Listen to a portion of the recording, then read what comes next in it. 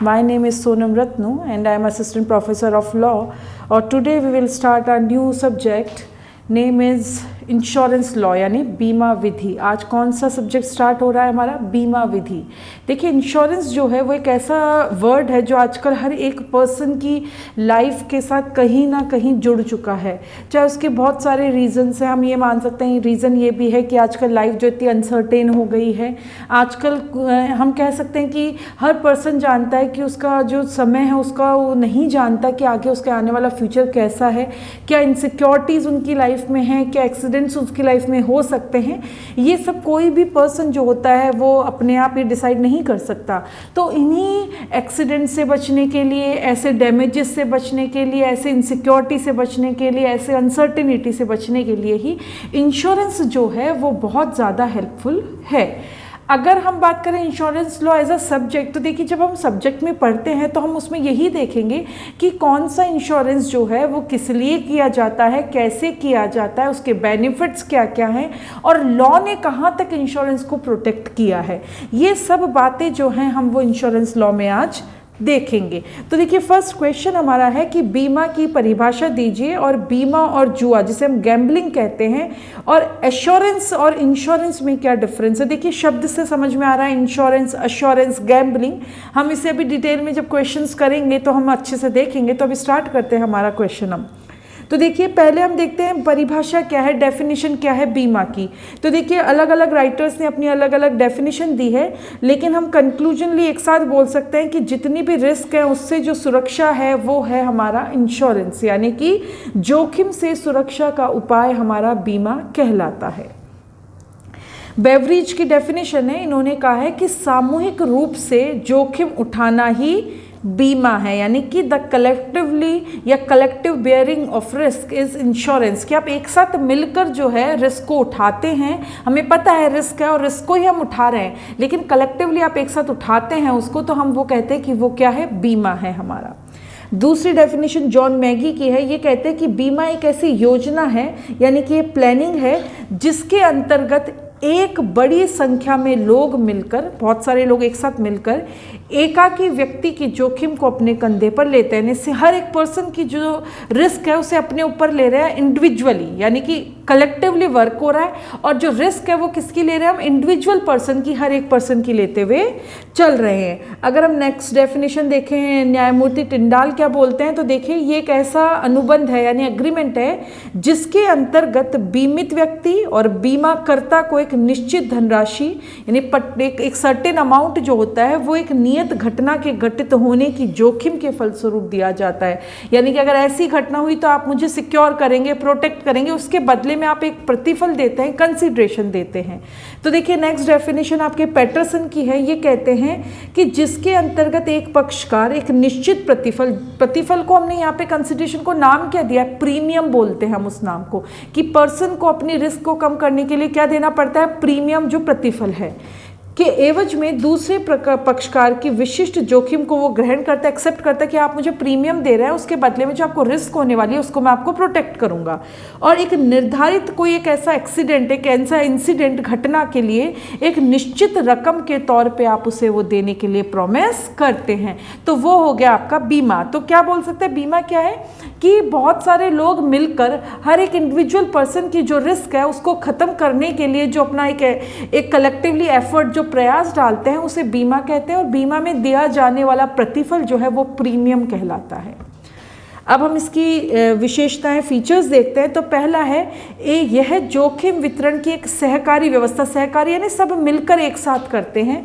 तो देखिए एक सहकारी और सामाजिक व्यवस्था है जिसके अंतर्गत क्या होता है कि जो बीमित व्यक्ति है यानी इंश्योर्ड पर्सन जो है अपनी जोखिम का भार दूसरे व्यक्ति यानी जो आपका इंश्योरर बीमा करता है उसको ट्रांसफर कर देता है और सामूहिक रूप से मिलकर वो सब बांट लेते हैं। सेकंड इसका फीचर क्या होगा, यह हानि पूर्ति का उपाय, यानी कि जो आपको रिस्क में जो लॉस हुआ है, डैमेज हुआ है, उसको पूरा करता है ये।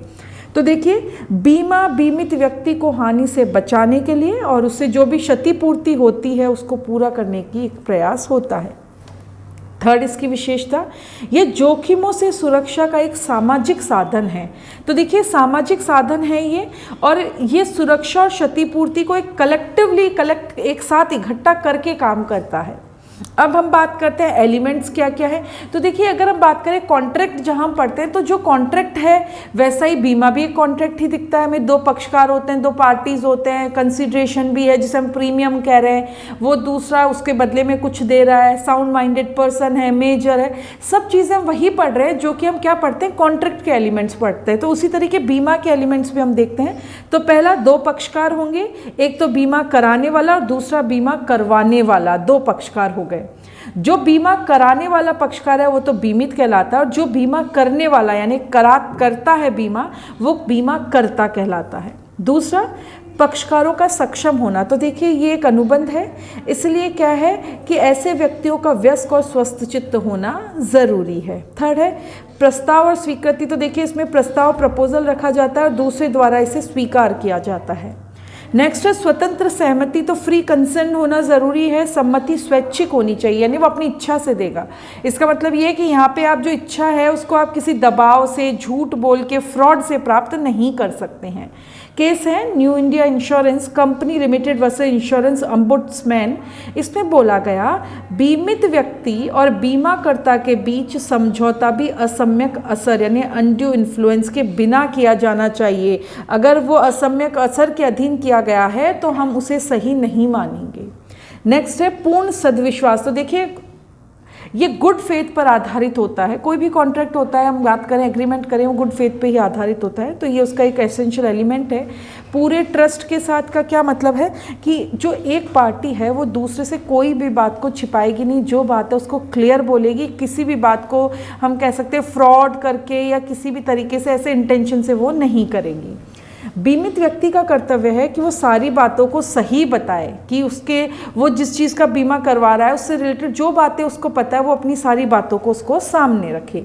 प्रतिफल का कंसीडरेशन होना ज़रूरी है, और वो प्रतिफल क्या कहलाता है, प्रीमियम कहलाता है।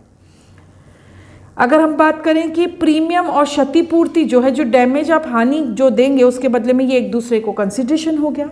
जोखिम, तो देखिए बीमा कराया ही रिस्क को ख़त्म करने के लिए जाता है। तो देखिए रिस्क को बीमा मतलब रिस्क का भी बीमा एक अनिवार्य तत्व है। बीमा में जोखिम और रिस्क की संभावना का तत्व विद्यमान रहता है। अब हम बात करते हैं इंश्योरेंस और गैम्बलिंग, यानी कि बीमा और जुए में क्या डिफरेंस है। तो देखिए हम एग्जाम्पल से नहीं, हम डायरेक्ट इसके वो देखते हैं जिससे कि हमें समझ में आ जाएगा कि क्या डिफरेंस है बीमा में और जुए में। तो देखिए बीमा एक ऐसी विधि है जिसके अंतर्गत कुछ व्यक्तियों की हानि को बहुत सारे अनेक व्यक्तियों में बांट दिया जाता है, जबकि जुआ एक आपकी बाजी है जिसमें एक अनिश्चित घटना के घटने पर एक पक्षकार दूसरे पक्षकार को, और नहीं घटित होगी तो दूसरा पक्षकार एक पक्षकार को देगा। यानी यहाँ पे कलेक्टिव एफर्ट्स नहीं होते, यहाँ एक और दो, बस दो ही होते हैं। रिस्क से आपको ये सुरक्षा देता है, और ये जो है यहाँ पे जो जुआ है वो रिस्क करने के लिए यानी रिस्क पैदा करने के लिए ही खेला जाता है। यानी एक तरफ तो रिस्क खत्म हो रही है और जुए में आप रिस्क स्टार्ट कर रहे हैं। बीमा योग्य व्यक्ति का हित होना ज़रूरी है, जबकि जुए में ऐसा कोई भी इंटरेस्ट होने का ज़रूरत नहीं होती है। बीमा में प्रीमियम की राशि को वापस नहीं लौटाया जाता, जबकि जुए में जीतने वाले को दांव पर लगाई गई और जीती गई राशि दोनों प्राप्त होती है। नहीं, वहाँ पे प्रीमियम आपको नहीं मिलेगा, आपका प्रीमियम गया, अगर आपको उस रिस्क के अकॉर्डिंग आपने नहीं लिया उससे पैसा, आपका प्रीमियम गया। लेकिन यहाँ पे आपको जो आप लगाते हो वो और प्लस जो दूसरे का भी है वो दोनों राशि आपको वापस मिलती है। बीमा में भाग्य का कोई स्थान नहीं होता, जुआ जो है वो भाग्य के लिए ही खेला जाता है। ये एक कॉन्ट्रैक्ट की तरह है, तो सारे एग्रीमेंट्स के एलिमेंट्स होते हैं, जबकि जुआ जो है उसको एज अ कॉन्ट्रैक्ट अगर हम डिफाइन करेंगे तो वो वॉइड है, शून्य करार होता है। बीमा सहकारिता सद्विश्वास क्षतिपूर्ति पर आधारित है, जबकि केवल ये प्रॉफिट एंड लॉस यानी लाभ और हानि जो है, इसके अलावा और कोई सिद्धांत इसके अंदर सहकारिता का नहीं होता है।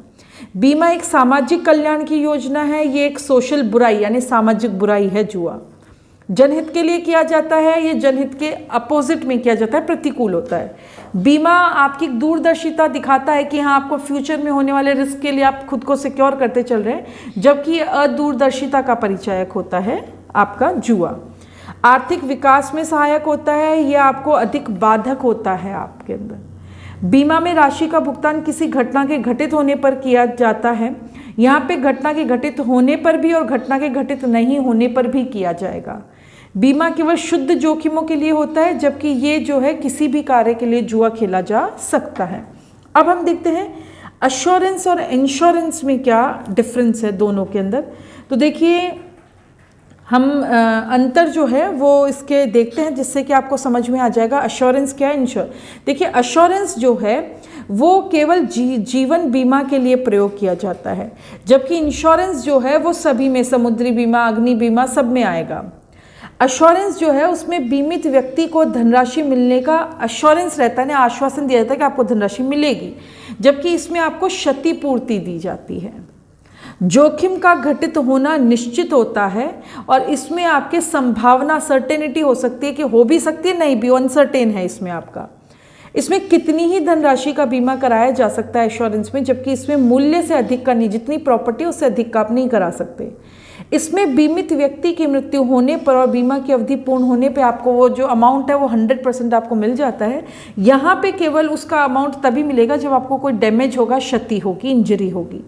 इसमें आप इन्वेस्टमेंट का तत्व दिखाई देता है, और अगर आप बात करें इंश्योरेंस में तो वहाँ इन्वेस्टमेंट नहीं है वो। इसमें बीमित व्यक्ति को संपूर्ण बीमा राशि का भुगतान करना होता है और इसमें केवल क्षतिपूर्ति जितना है उतना ही करना होता है। ये क्षतिपूर्ति का सिद्धांत जो है वो एश्योरेंस में नहीं आता है, और ये जो है इंश्योरेंस वो केवल क्षतिपूर्ति के सिद्धांत, कंपनसेशन के प्रिंसिपल पर ही बेस्ड है, और बीमा के सिद्धांतों से संबंधित, और ये व्यवहार का द्योतक है। तो इस तरीके से एश्योरेंस जो होती है उसमें आप किसी को आश्वासन देते हैं कि ये चीज़ तो आपको मिलेगी ही मिलेगी, और इंश्योरेंस जो है उसमें आपको केवल कंपनसेशन मिलता है। तो ये मेन डिफरेंस है एश्योरेंस और इंश्योरेंस में। तो इस तरीके से फर्स्ट क्वेश्चन में हमें ये समझ में आता है कि इंश्योरेंस क्या है, कि किसी रिस्क के लिए आपको एक सर्टेनिटी मिल जाती है, कलेक्टिवली लोग जो हैं वो आपके रिस्क को अपने ऊपर लेते हैं, आपको कंट्रीब्यूशन करते हैं और आपको उस रिस्क से बाहर निकालते हैं। ये मेन होता है इंश्योरेंस। जो आप इसमें कंसिडरेशन देते हैं उसे हम प्रतिफल जो है हमारा, उसे हम इसमें नाम जो दिया गया है इंश्योरेंस की लैंग्वेज में वो प्रीमियम होता है।